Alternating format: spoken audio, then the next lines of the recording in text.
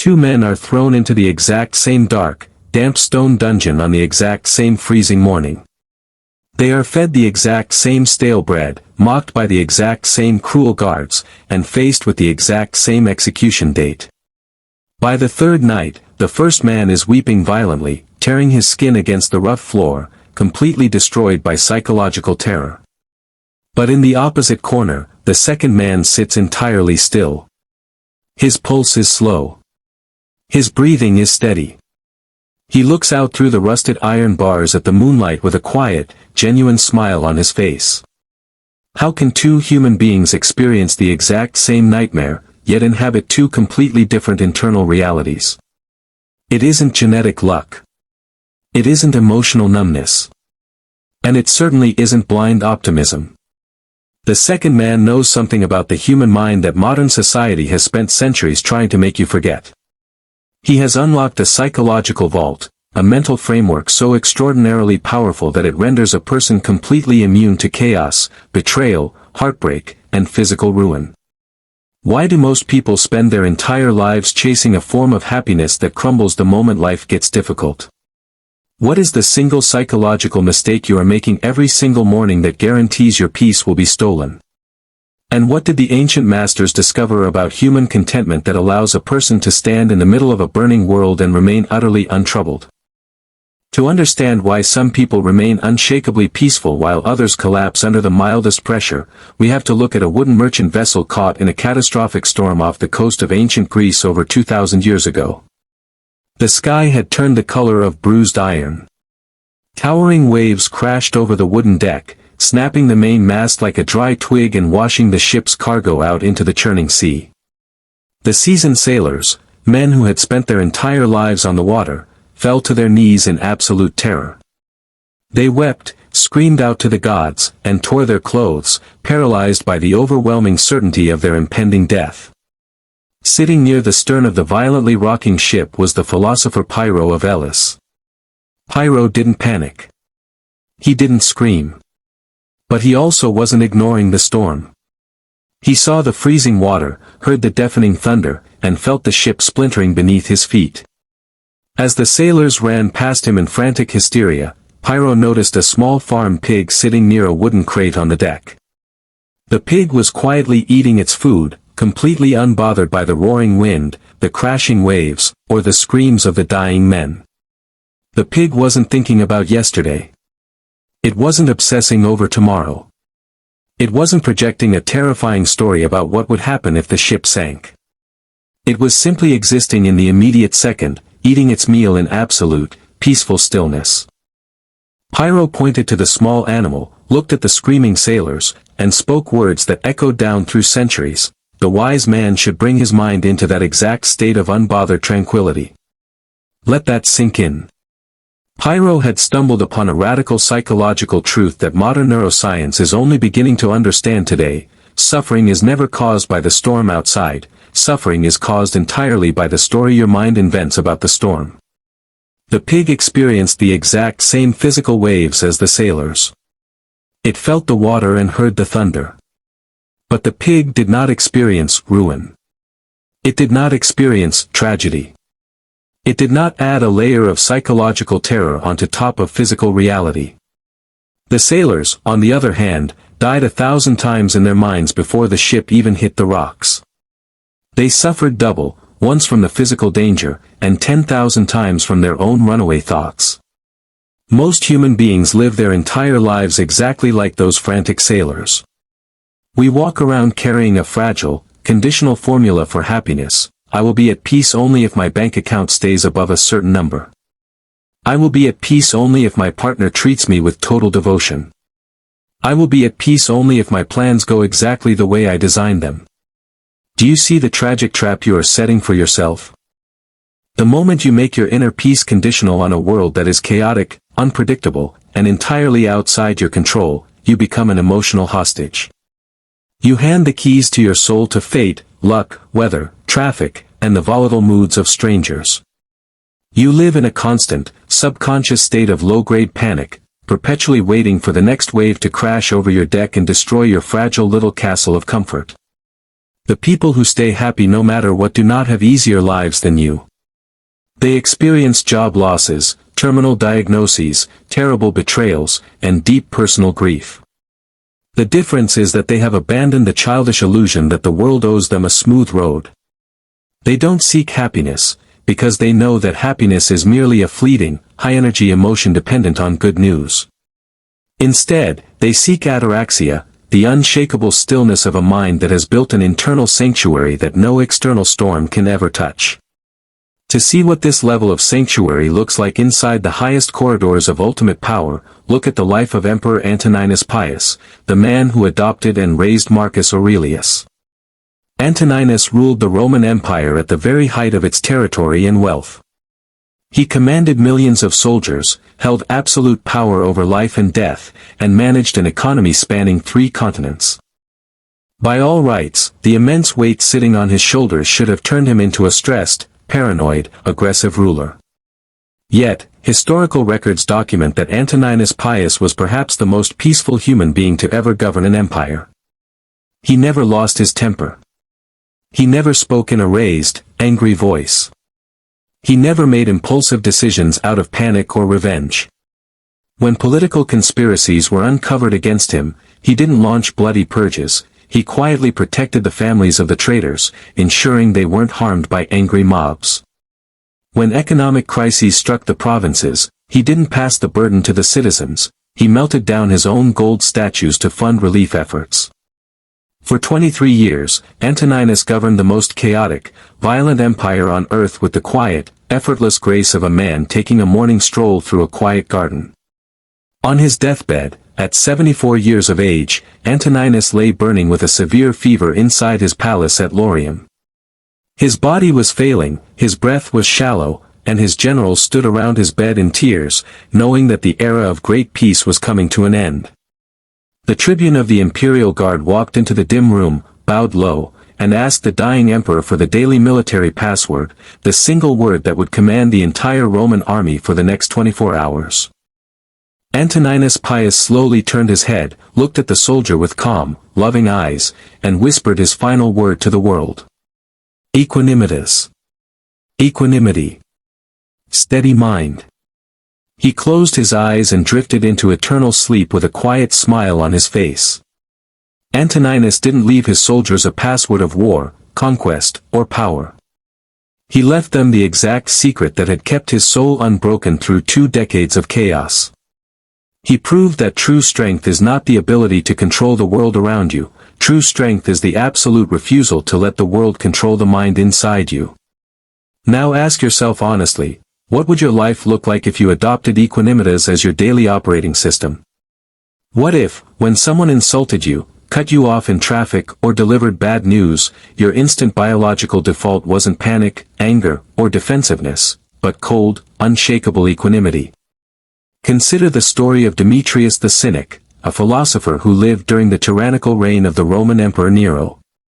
Nero was a man who executed anyone who didn't flatter him. He murdered his own mother, poisoned his stepbrother, and executed hundreds of senators just for looking at him the wrong way. Everyone in Rome walked on eggshells, terrified of drawing the tyrant's gaze. Demetrius, however, walked through the streets of Rome speaking the absolute truth, completely unbothered by Nero's terrifying authority. Eventually, an imperial messenger arrived at Demetrius's small home with a solemn decree signed by the emperor. The messenger unrolled the scroll and read the sentence out loud, "Demetrius, by order of Emperor Nero, you are hereby condemned to immediate death." The messenger waited for Demetrius to fall to his knees, weep, or beg for a pardon. Demetrius looked at the messenger, let out a short, quiet laugh, and said, "You threaten me with death, but nature threatens both you and Nero with the exact same thing. Let that sink in." Demetrius recognized a fundamental reality that stripped the tyrant of all his leverage. Nero didn't invent death. Death was already coming for everyone. By accepting his mortality and detaching his self-worth from physical survival, Demetrius became completely untouchable. You cannot intimidate a man who isn't afraid to lose. You cannot threaten a human being who has already made peace with the absolute worst-case scenario. Most people are broken by life because they are terrified of loss.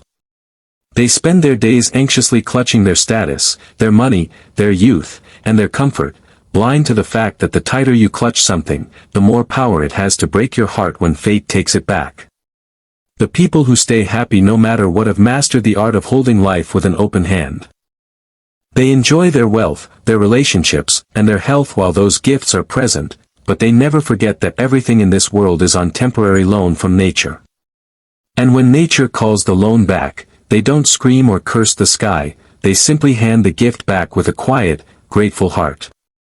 So far, we have uncovered how the illusion of conditional happiness destroys peace, how Pyrrho's pig revealed the secret of psychological filtering, how Antoninus Pius ruled an empire with unbending equanimity, and how Demetrius neutralized tyranny by surrendering the fear of loss. But we have only opened the outer door to this unshakable sanctuary. There are remaining master mechanisms of inner peace that go far deeper into the mechanics of human consciousness, mechanisms that teach you how to instantly silence the inner critic in your head, how to handle deep personal betrayal without feeling a drop of bitterness, and the hidden daily practice that allows you to step into any chaotic environment and instantly project a field of absolute stillness. Whenever you are ready to reveal the remaining secrets of this unshakable peace and master the final protocols, simply let me know to continue, and we will step directly into the second part. Picture a barren, sun-bleached rock sticking out of the Aegean Sea, a place called Gyros. It had no trees, no freshwater streams, no fertile soil, and no comforts of human civilization. In the ancient world, to be sent to Gyros was considered a slow, excruciating death sentence. When the Roman Emperor Nero decided to destroy the brilliant Stoic philosopher Gaius Musonius Rufus, he didn't send an executioner with an axe. He simply loaded Rufus onto a small boat, dropped him on that lifeless rock, and sailed away, leaving him to starve and rot in complete isolation. Nero waited for news that Rufus had gone mad, wept in despair, or thrown himself into the cold sea. But something impossible happened on that deserted island. Rufus didn't cry. He didn't curse Nero. Instead, he knelt down on the hard, sharp stones, found a tiny trickling spring hidden deep in the rocks, and began to farm the barren dirt with his bare hands. Within months, sailors passing by the island witnessed something unbelievable. Gyros, the dreaded island of death, had become a sanctuary. Students and seekers from across the Mediterranean were chartering private boats to sail to that deserted rock, just to sit on the sun-baked stones and listen to a man who had turned a hellish exile into a paradise of wisdom. When people asked Musonius Rufus how he maintained such profound, radiant happiness while living on a barren rock, he looked at them with absolute calm and said, "Can exile prevent a man from being brave, temperate, wise, or just? If a place cannot steal your character, how can it steal your peace? Let that sink in. Your suffering does not come from the room you are standing in. It comes from the mind you brought into the room." Most people spend their entire lives running across the earth searching for a peaceful location.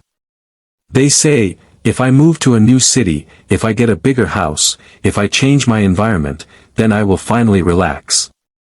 But everywhere you go, you bring the same anxious, hyperreactive, undisciplined mind with you. You are bringing the arsonist along to put out the fire.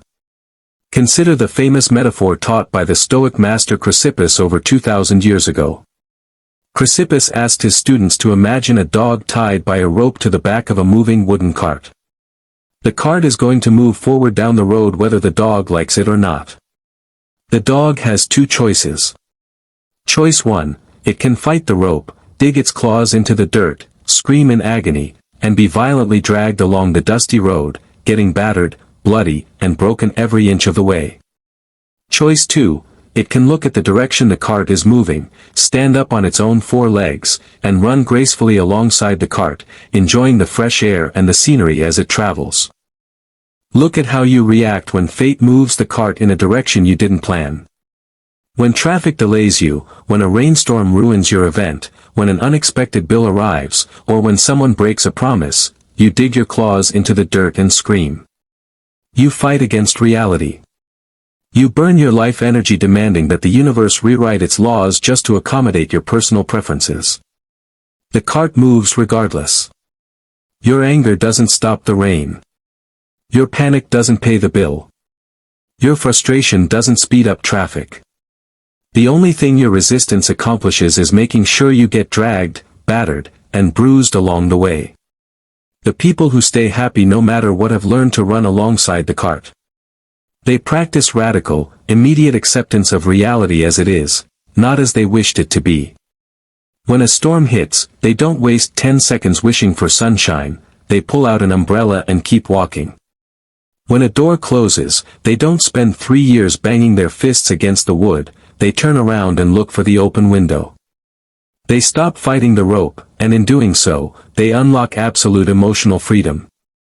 Let's look at the ancient Greek thinker Anaxagoras. Anaxagoras was a philosopher who spent his life studying the stars and the nature of the cosmos. He was a man who lived in deep, quiet contemplation.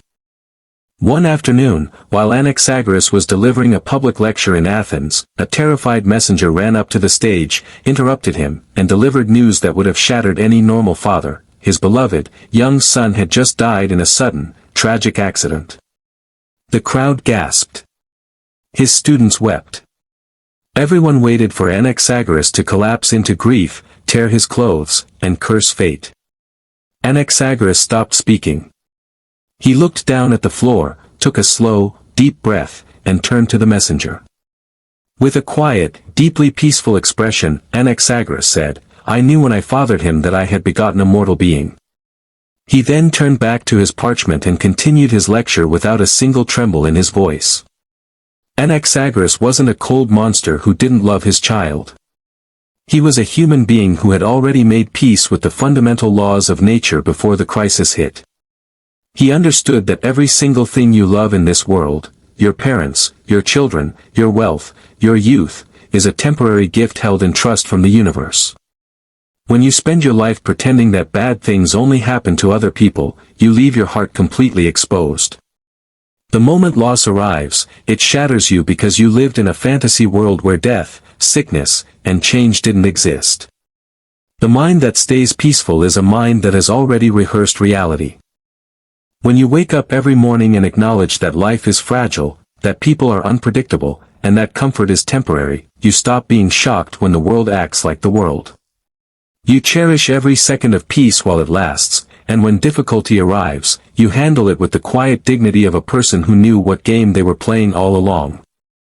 Think about the sheer psychological power of a person who needs nothing from the outside world to feel complete. Most human beings are like empty cups, constantly begging other people to fill them up with attention, praise, money, and validation. And because their cup is full of holes, no matter how much applause or wealth you pour into it, it drains out in 24 hours, leaving them empty, anxious, and begging for more. A Stoic builds a cup with no holes. They realize that true contentment is not about getting everything you want, it is about training your mind to stop wanting things you don't need. When you stop comparing your life to strangers on a screen, when you stop measuring your self-worth by the car you drive or the clothes you wear, when you look at the simple breath inside your chest, the clear water in your glass, and the quiet stillness of the present moment and realize this is enough, you become completely untouchable. No politician can steal your peace. No economic shift can ruin your day. No insult can reach your soul. You walk through a chaotic, noisy world carrying your own light, completely anchored in the quiet majesty of your own mind. Inner peace is not something you find when the world calms down. Inner peace is something you create when you realize the world will never calm down. Stop expecting people to treat you fairly. Stop demanding that life be easy. Stop treating every unexpected disruption as a personal tragedy. Step into the center of your soul. Close the heavy oak door of your inner citadel. Look out at the storm through the clear glass of your own reason, take a deep breath, and smile. Because when you master your own mind, you become completely, utterly invincible. If you are ready to strip away every remaining illusion and discover the raw, unshakable strength that only comes when you reach rock bottom, do not step away now. Subscribe right now to the Stoic Path for another similar content. Have nothing. When you have nothing, you learn these 7 brutal truths. Master your mind, find your peace, and step into your ultimate power today.